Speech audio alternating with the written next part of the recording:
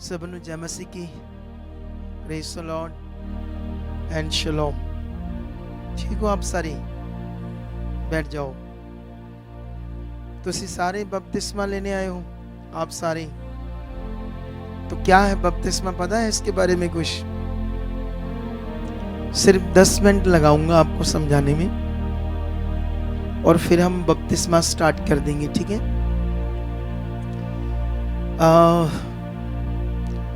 बपतिस्मे का मतलब है अपने मन को फिराना, समझ करके परमेश्वर ने आपके लिए क्या किया। आमेन।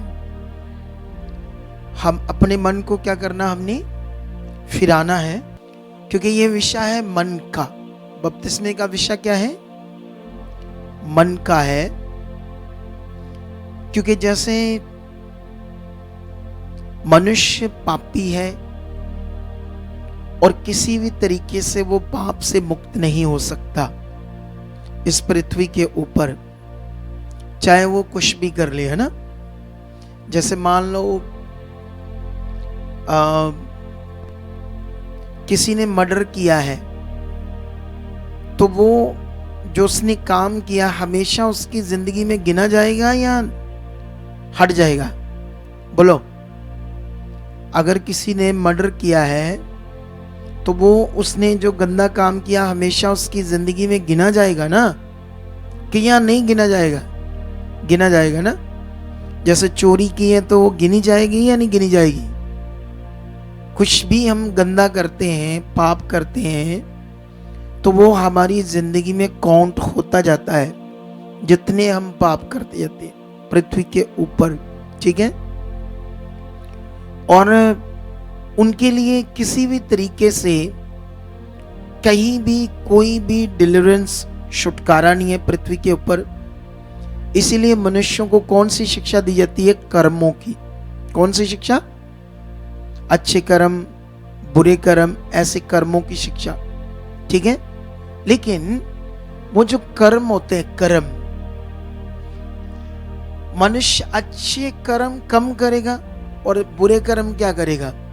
ज्यादा करेगा। और जिससे जब न्याय होगा तो उनके लिए बड़ा रिस्क होगा, है ना? रिस्क 100% रिस्की होगा। क्या रिस्क होगा कि वो जब उनका न्याय होगा तो उनके जो पवित्र काम है वो निकलेंगे बहुत कम, थोड़े से, तो उनको मोक्ष मिलना, अनंत जीवन मिलना इंसान को क्या है? मुश्किल है। तो इसीलिए दुनिया का मालिक जानता था कि मनुष्य पापी है और पाप, इसीलिए मनुष्य पृथ्वी पर क्या कर रहे हैं? पाप कर रहे हैं ना। हर एक मनुष्य पाप कर रहा है या नहीं कर रहा है? अब पाप तो बहुत तरह का है। बाइबल में एक जगह पर लिखा है कि जिन्होंने परमेश्वर का सच्चा ज्ञान ना पाकर पाप किया, तो वो उसका सच्चा ज्ञान ना पाकर पाप किया तो वो भी नष्ट होंगे, और जिन्होंने उसका सच्चा ज्ञान पाकर पाप किया वो भी क्या होंगे? दोनों तरफ क्या होंगे? नष्ट होंगे ना। कुछ लोग ऐसे होते हैं जिन्होंने सच्चाई जान ली, परमेश्वर को समझ लिया, फिर भी पाप करते रहते हैं। कुछ ऐसे लोग हैं जिनको कुछ पता नहीं है कि वो क्या कर रहे हैं। तो बाइबल में ये दोनों तरफ लिखा है। लेकिन परमेश्वर ने जो एक इतनी बड़ी दया की, वो नहीं चाहता था कि मनुष्य नाश हो, वो नहीं चाहता था मनुष्य नष्ट हो, क्योंकि मनुष्य को उसने बनाया। तो इसलिए उसने एक ऐसा सॉल्यूशन निकाला खुदा ने, वो था यीशु का पृथ्वी के ऊपर आना। इसीलिए यीशु का जन्म जो हुआ है, अब पूरी दुनिया में आपका जन्म, मेरा जन्म, हर एक का जन्म मम्मी डैडी से हुआ ना। कई बार हम जब संसार में थे, जिनकी हम पूजा करते थे, वो भी कैसे जन्मे? मम्मी डैडी से जन्मे ना।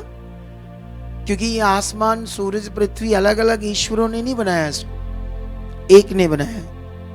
तो जिसने इसको बनाया उसके बारे में लोगों को समझ नहीं है। इसलिए पृथ्वी के ऊपर तुम्हें लाखों ईश्वर, लाखों परमेश्वर नजर आते हैं। ये बाइबल में भी ऐसे लिखा है।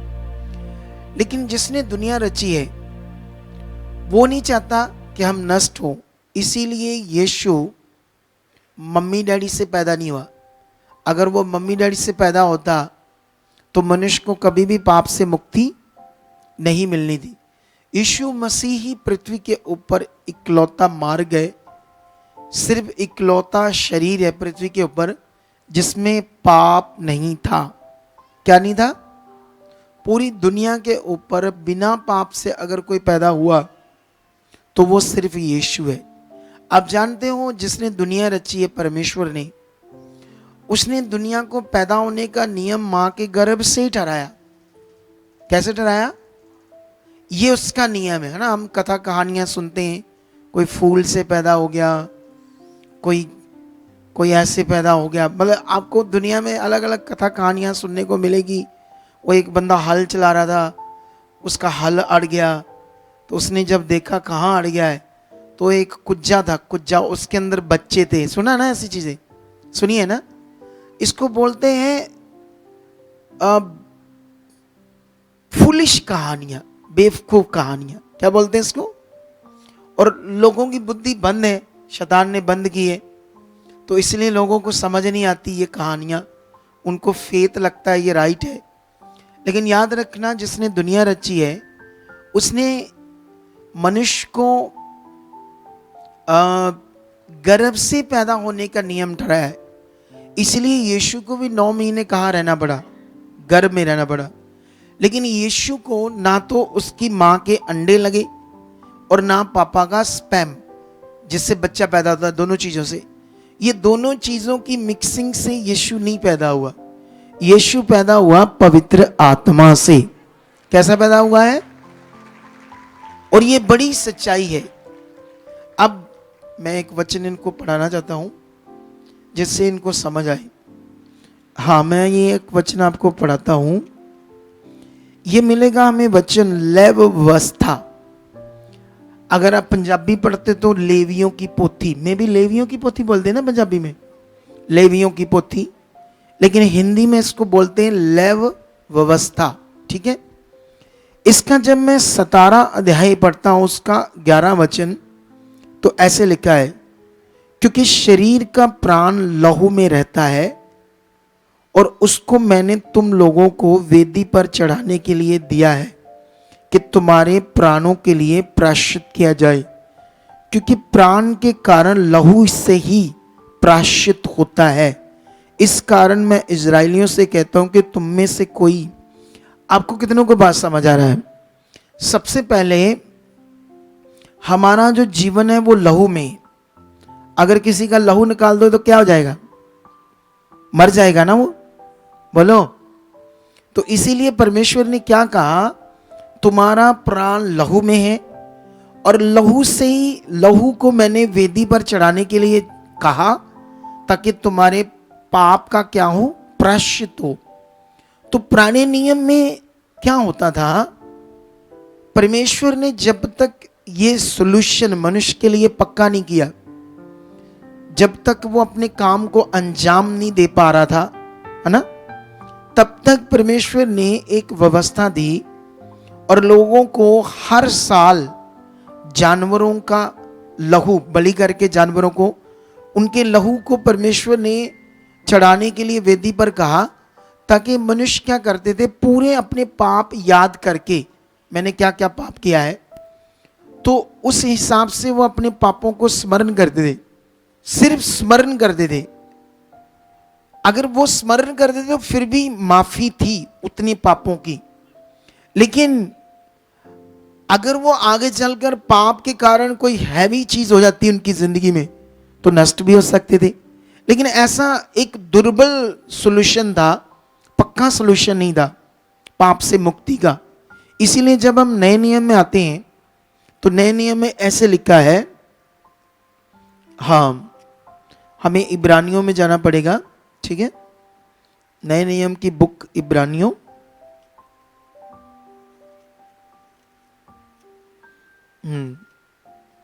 तो इब्रानियों का जब हम पढ़ते हैं चैप्टर 10, और 10 से भी अगर आप 9 से पढ़ोगे फिर 11 से पढ़ोगे, 9 का 11 से, तो ये सारा चैप्टर जो 22 तक है ये यही शिक्षा है, यीशु मसीह के लहू के द्वारा क्या निजात है।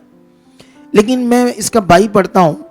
सच तो ये है कि व्यवस्था के अनुसार प्राय सब वस्तुएं लहू के द्वारा शुद्ध की जाती है, और बिना लहू बहाए पापों की क्षमा नहीं थी।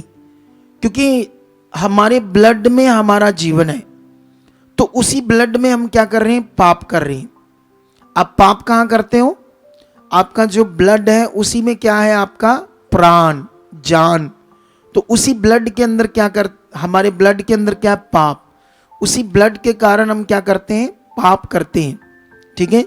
लेकिन जब हम यहां से पढ़ते हैं 10 की 4, क्योंकि ये अनहोना है कि बैलों और बकरों का लहू पापों को दूर करे, इसी कारण वह जगत में आते समय कहता है, बलिदान और भेंट तूने ना चाही, पर मेरे लिए एक देह तैयार की।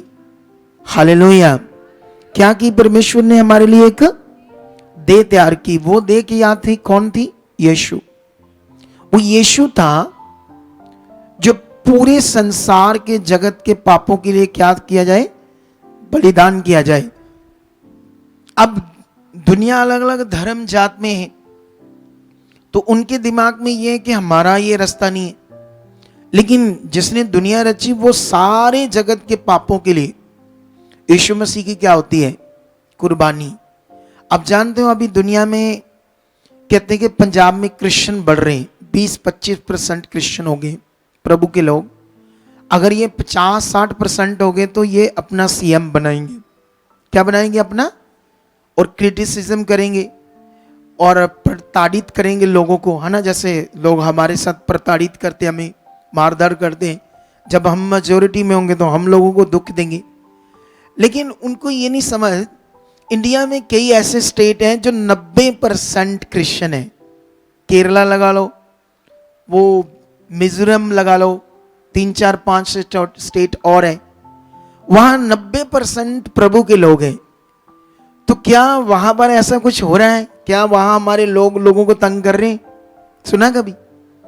क्योंकि हमारे पास सच्चाई है, हमारा ये काम ही नहीं है। हमारा काम है सिर्फ मनुष्य की रूह बचाना। हालेलुया। और ये काम तुम्हें भी करना है। क्या करना है? हमारा ये पॉलिटिशियन, नेता, ये सिस्टम हमारा नहीं है, और ना ही हमें किसी के साथ हमारी कोई लड़ाई झगड़ा है। हमारा एक पवित्र सच्चा काम है मनुष्य की रूह बचाना। आप याद रख लो, अगर आप बैप्टाइज नहीं होते तो आपने परमेश्वर के वचन को पूरा नहीं किया। बैप्टाइज्ड होने का मतलब होता है, बपतिस्मे का मतलब होता है पूरे मन से परमेश्वर की इच्छा को ग्रहण करना। यीशु मसीह मेरे पापों के लिए कुर्बान हुआ है ना। बाइबल में लिखा ना, परमेश्वर ने जगत से ऐसा प्रेम किया कि जगत के लिए अपना इकलौता पुत्र कुर्बान कर दिया, ताकि जो कोई मतलब कोई भी, लंबा चौड़ा, काला चिट्टा, नाटा लंबा, ऐसा कोई मतलब नहीं, ऊंची नीची जात, कौन सा क्या मैटर जो दुनिया में है। तो ये परमेश्वर ने क्यों वचन दिया कि ताकि जो कोई भी उस पर विश्वास करे वह नाश ना हो, अनंत जीवन पाए। हालेलुया। ये अनंत जीवन है यीशु में, कोई धर्म जात पात का विषय नहीं। उसने कहा पिता मुझ में है और मैं उसमें हूं। उसने चेलों ने कहा तू पिता पिता कहता रहता, मैं एक बार दिखा। उसने कहा जिसने मुझे देखा, अरे इतने दिन तुम मेरे साथ रहे हो थॉमस, पतरस, तुम्हें ये नहीं पता चला जिसने मुझे देखा उसने पिता को देखा। हालेलुया। क्या किया उसने, क्या बताया? जिसने मुझे देखा उसने पिता को देखा। तो ये पिता और पुत्र एक ही विषय है। पुत्र क्यों यीशु मसीह बना? क्योंकि एक पवित्र लहू चाहिए था संसार के पाप के लिए, प्रायश्चित करने के लिए। तो यीशु मसीह ने क्या किया? एक स्पिरिचुअल सिस्टम को पूरा किया। क्या किया? जैसे मान लो, एक उदाहरण देता हूं, परमेश्वर कितना महान है। वो न्याय और दया दोनों को बनाकर रखने वाला परमेश्वर है। ठीक है, इधर देखो, मैं आप परमेश्वर का न्याय और दया दोनों चीज समझाता हूं, जिससे आपको समझ आएगी कि परमेश्वर कितना बड़ा है। ठीक है, अगर परमेश्वर जो न्याय करता है, मनुष्यों को जो पाप कर रहे मनुष्य, बहुत सारे पाप कर रहे, जैसे किसी ने मर्डर कर दिया, किसी ने बच्चे के साथ बलात्कार कर दिया, तो अब जिसने ये किया है अगर परमेश्वर उसको माफ कर देता तो जिनके साथ हुआ उनसे तो अन्याय हो गया ना। बोलो, क्या हो गया? उनसे हो गया या नहीं हो गया? जिन जिन लोगों के साथ गंदी चीजें की, बुरा किया, मारधाड़ किया है लोगों ने, तो मतलब पाप किया है। ठीक है, तो जब पाप किया है तो क्या कहते हैं उसको, जब पाप किया है तो परमेश्वर अगर उनको माफ कर देगा तो जिनसे बुरा हुआ वो उनके साथ तो अन्याय हो गया, तो फिर परमेश्वर कैसे न्याय करेगा? वो जो न्याय का दाता, फिर उसका न्याय तो बिगड़ गया।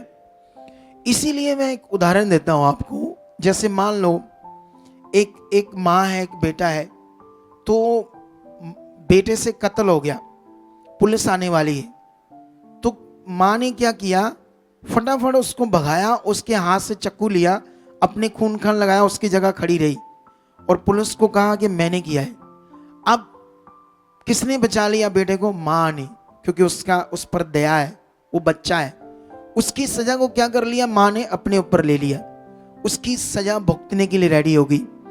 इसी तरह परमेश्वर ने सारे मनुष्यों के पापों की जो सजा थी, यीशु मसीह की इतनी दर्दनाक मौत थी कि तुम सोच नहीं सकते। इतनी दर्दनाक एक पिक्चर आती है, द पैशन ऑफ क्राइस्ट। अगर तुमने देख ली तो तुम्हारे रोंगटे खड़े हो जाएंगे। इतनी दर्दनाक मौत थी यीशु मसीह। यशायाह कहता है उसके शरीर पर हल चल गया। आप जानते इतनी दर्दनाक मौत थी वो।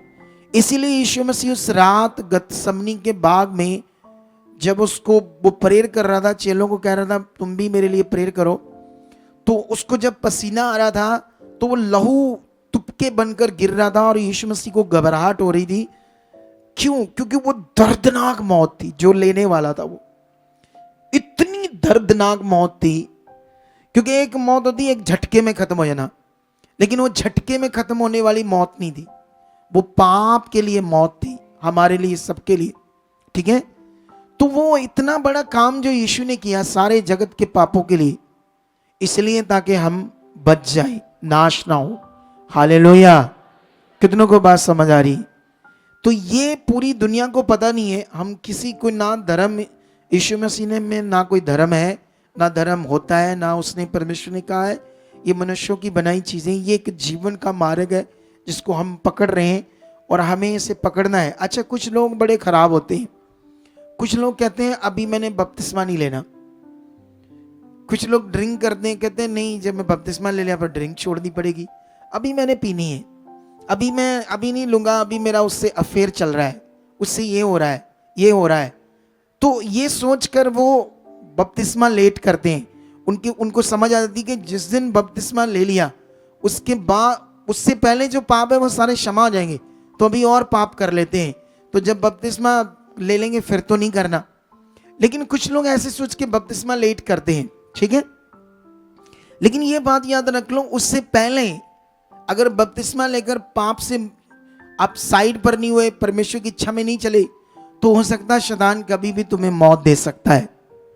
अगर उससे पहले तुम्हारी मौत हो गई तो तुम्हें उद्धार भी, तो जाओ ना लो बपतिस्मा, करो पाप जो दिल में आता करो। फिर वो कभी भी मार सकता है इंसान को, एक मिनट में मार सकता है, एक मिनट में जान निकाल सकता है किसी भी मनुष्य की शैतान। तो इसीलिए उसके बन जाओ, किसके? खुदा के।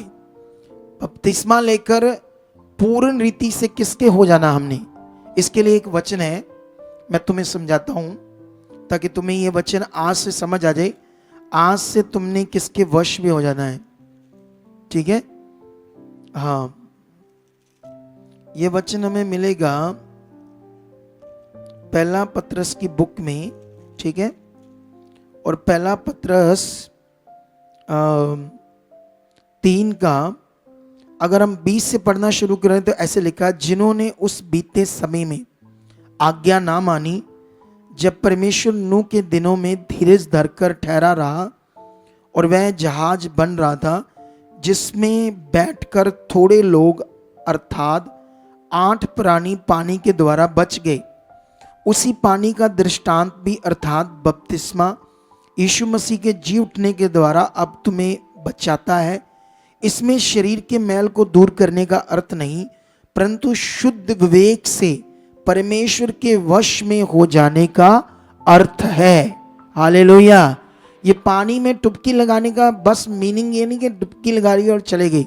आज से एक संकल्प लेना पड़ेगा, आज से एक शुद्ध मन बनाकर परमेश्वर के वश में हो जाने का ये अर्थ है। तो ये आज क्या अपने पूरे जीवन को परमेश्वर के लिए रेडी हो देने के लिए? बोलो रेडी हो? तो आंखें बंद करो। जितने लोग यहां पर बैठे जो बपतिस्मा लेने वाले हैं, मेरे पीछे पीछे बोलो, मैं सत्य को जान गया हूं। पहले मैं संसार में था और मैं पाप कर रहा था क्योंकि मैं अनजान था पाप से, लेकिन अब मुझे समझ आई कि मैं पापी हूं और मेरे पाप से कोई दुनिया में रास्ता नहीं जो मैं छूट जाऊं, कोई तरीका नहीं जो मैं छूट जाऊं। इसलिए हे खुदा, तेरे दास के द्वारा आज मैं तौबा कर रहा हूं, आज मैं मन फिरा रहा हूं, आज मैं तेरे सामने, तेरे दास के सामने, तेरे संगासन के सामने, तेरी पवित्र हजूरी में परमेश्वर तेरे ठहराए हुए अभिषिक्त दास के द्वारा आज मैं अपने पापों की तौबा कर रहा हूं। मैं मानता हूं मैं पृथ्वी पर पापी हूं और इस पाप से कोई मुक्ति नहीं है स्वयं यीशु से, स्वयं उसके पवित्र लहू से। इसलिए आज मैं अपने पापों से तौबा करता हूं।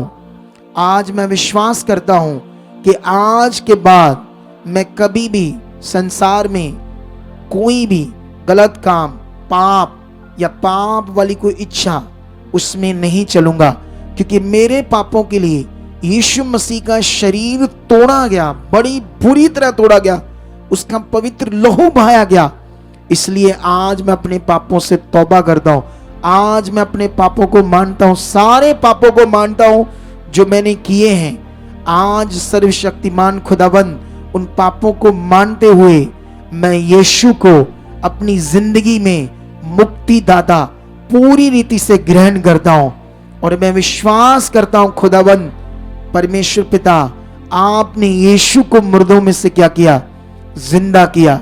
आज के बाद मेरे जीवन में यीशु ही मेरा प्रभु होगा, वो ही मेरा प्रभु है, वो ही मेरा उद्धार करता है और मैं अपना पूरा जीवन उसी में बताऊंगा यीशु नाम से। आमीन। ओदी कुवतियों दा जला मेरा जीवन बदलेगा। ओदी कुवतियों दा जला मेरा जीवन बदलेगा। ओदी कुवतियों दा जला मेरा जीवन बदलेगा। ओदी कुवतियों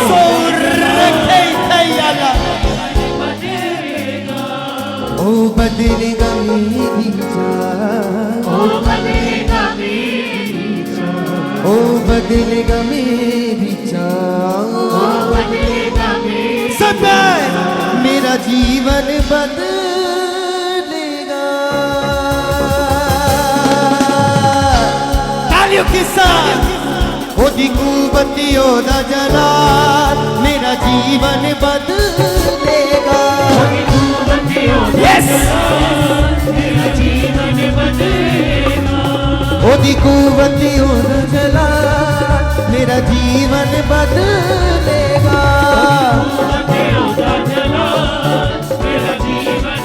अपने हाथ को उठा के ओ बदलेगा मेरी जान। यस, ओ बदलेगा मेरी जान, ओ मेरा जीवन बदलेगा।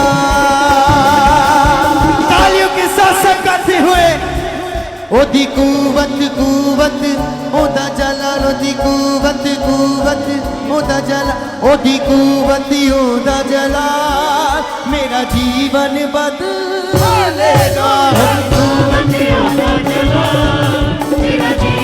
यस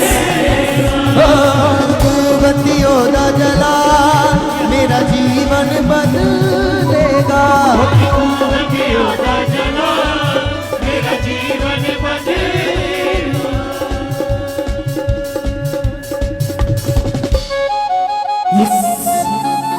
आज जो आपको हर वो बुराई से चेंज करने जा रहा है, हर वो गलतियों से चेंज करने जा रहा है जो आप हर रोज कर रहे थे, आज से आप बदल कर जाओगे in the name of Jesus almighty.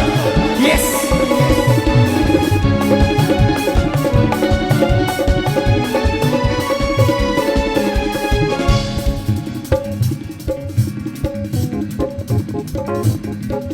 ओ नूर है दुनिया दा रूदी जोत जगांदा ए ओ नूर है दुनिया दा रूदी जोत जगांदा ए ओ नूर है दुनिया दा रूदी जोत जगांदा ए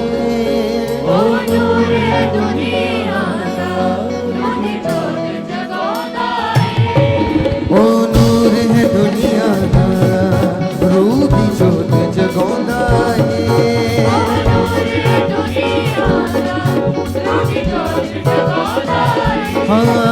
बीमारां नूं देवे शिफा मौज़े ओ विखाउंदा ए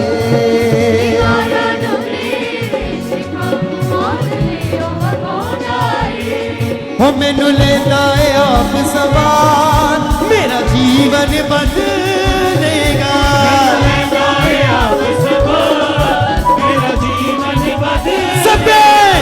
ओदी कुवत ओदा जलाल मेरा जीवन बदलेगा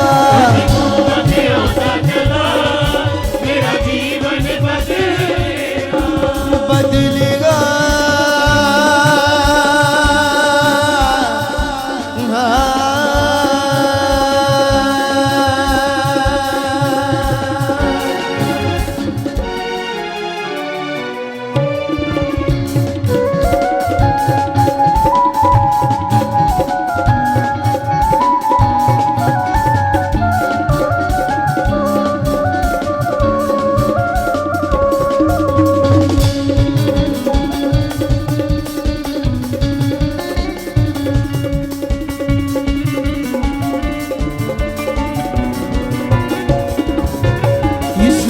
तक नाल नहीं हर जिंदगी खाली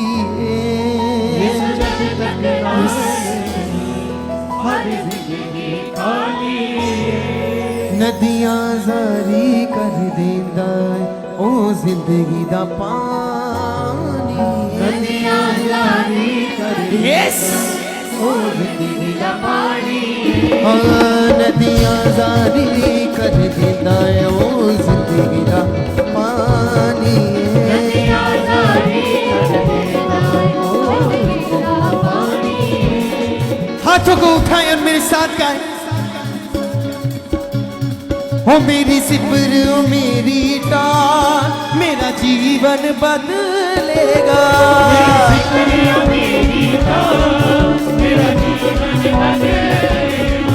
ओ बदलेगा मेरी चाल ओ बदलेगा मेरी चाल मेरा जीवन बदलेगा ओदी कुवत कुवत कुवत ओदी कुवत कुवत कुवत ओदी कुवत ओदा जलाल मेरा जीवन बदलेगा मेरा जीवन बदलेगा बदलेगा कुवत ओदा जलाल मेरा जीवन बदलेगा बदलेगा ओदी कुवत ओदा जलाल मेरा जीवन बदलेगा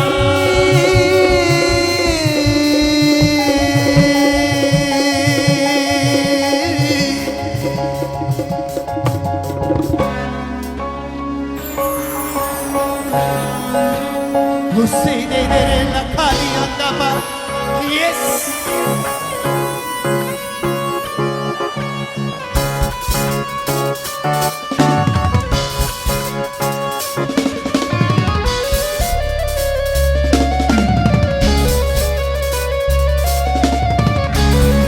से कोरे है लखाली है तपा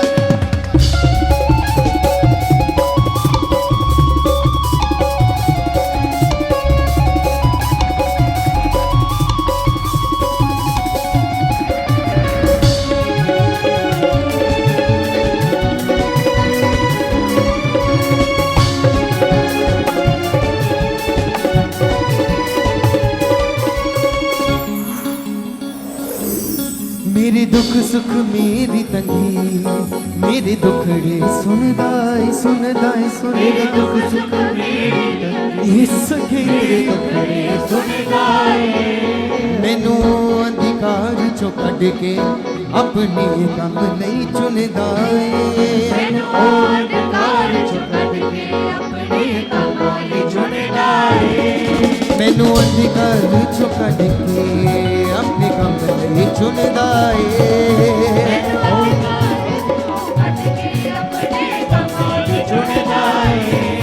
ओ चलदा है मेरे नाल मेरा जीवन बदलेगा यस अंगीकार करते हुए ओ चलदा है मेरे नाल मेरा जीवन बदलेगा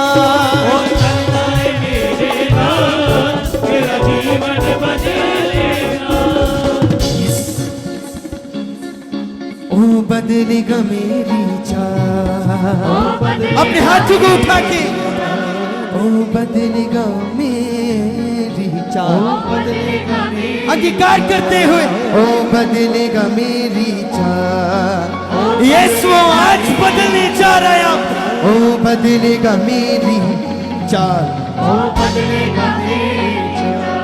ओ मेरा जीवन बदलेगा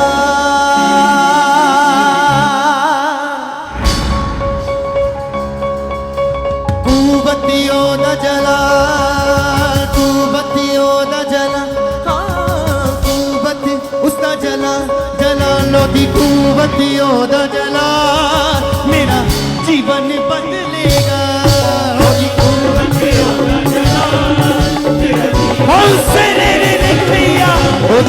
बत्तियों दा जला मेरा जीवन बदलेगा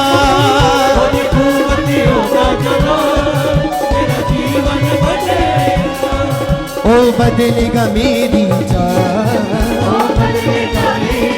हाँ, बदलेगा मेरी चाह मेरा जीवन बदलेगा ओदी कुवत कुवत कुवत ओदा उसदा जलाल ओदी कुवत ओदा जलाल मेरा जीवन बदलेगा मेरा जीवन यस बदलेगा